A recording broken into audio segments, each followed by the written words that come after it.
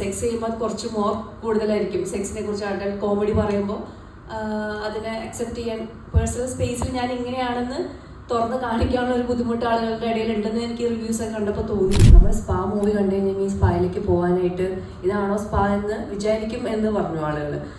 അത് നമ്മുടെ പരിപാടിയല്ല, നിങ്ങളുടെ ഇഷ്ടമാണ് സ്പായിൽ പോകാതിരിക്കുക എന്നുള്ളത്. ഇത് എബ്രി ഷൈൻ്റെ സ്പായാണ്. അദ്ദേഹത്തിൻ്റെ ഇമാജിനേഷനിൽ അദ്ദേഹം മേക്ക് ചെയ്ത സിനിമാറ്റിക് സ്റ്റൈലുള്ള ഒരു സ്പായാണ്.